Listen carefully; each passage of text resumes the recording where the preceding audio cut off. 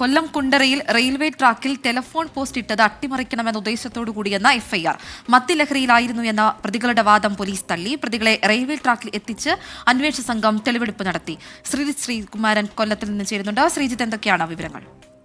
ആൻമരിയ, ഇതൊരു അട്ടിമറി ശ്രമം എന്ന തരത്തിൽ തന്നെയാണ് കഴിഞ്ഞ ദിവസം പോലീസ് എഫ്ഐആർ ഇട്ടിരിക്കുന്നത്. ആ എഫ്ഐആറിലെ വിവരങ്ങളാണ്, എഫ്ഐആറിന്റെ പകർപ്പാണ് അല്പസമയം മുൻപ് 24-ന് ലഭിച്ചത്. അതിൽ പറയുന്നത് ഇങ്ങനെയാണ്: ജീവഹാനി വരുത്തണമെന്ന ഉദ്ദേശത്തോടു കൂടി തന്നെയാണ് ഈ റെയിൽവേ ട്രാക്കിൽ ടെലിഫോൺ പോസ്റ്റ് കൊണ്ടു ചെന്നിട്ടത്. ആദ്യഘട്ടത്തിൽ ടെലിഫോൺ പോസ്റ്റ് കൊണ്ടുചെന്നിരുന്നു, അത് പാഴായതോടുകൂടി രണ്ടാമത് വീണ്ടും കൊണ്ടുചെന്നിരുന്നു എന്ന തരത്തിലാണ് ഈ എഫ്ഐആറിൽ പറഞ്ഞിട്ടുള്ളത്. പ്രതികളെ അറസ്റ്റ് ചെയ്യുന്നതിന് മുൻപുള്ള എഫ്ഐആർ ആണ്. ഇനി കൂട്ടിച്ചേർക്കലുകൾ ഉണ്ടാകാം. എന്തായാലും ഗുരുതരമായ വകുപ്പുകൾ ഇതിൽ ചേർക്കുന്ന കാര്യത്തിൽ യാതൊരു തർക്കവുമില്ല. ഇന്നലെ NIA സംഘം എത്തി ഇവരെ ചോദ്യം ചെയ്തിരുന്നു. കൊച്ചിയിൽ നിന്നുള്ള NIA സംഘമാണ് ഈ രണ്ട് പ്രതികളെയും, രാജേഷിനെയും അരുണിനെയും ചോദ്യം ചെയ്തത്.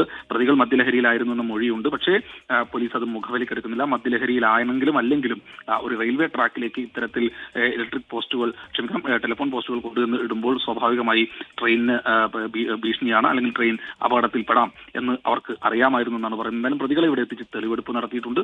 ഇവരെ അല്പസമയത്തിനകം തന്നെ റിമാൻഡ് ചെയ്യും. മറ്റ് നടപടിക്രമങ്ങളെല്ലാം പൂർത്തീകരിച്ചു കഴിഞ്ഞു. എന്നാലും ഈ വിഷയത്തിൽ ഗൗരവത്തോടെയുള്ള അന്വേഷണമാണ് ഇപ്പോൾ കുണ്ടറ സിയുടെ നേതൃത്വത്തിലുള്ള അന്വേഷണ സംഘം നടത്തുന്നത്. ശരി, ശ്രീജിത്ത് ശ്രീകുമാരനാണ് വിവരങ്ങൾ നൽകിയത്. കൊല്ലം കുണ്ടറയിൽ റെയിൽവേ ട്രാക്കിൽ ടെലിഫോൺ പോസ്റ്റ് ഇട്ടത് അട്ടിമറിക്കാണ് എന്ന സംശയമാണ് ഇപ്പോൾ പോലീസ് പറഞ്ഞ. ആ രീതിയിലാണ് എഫ്ഐആർ.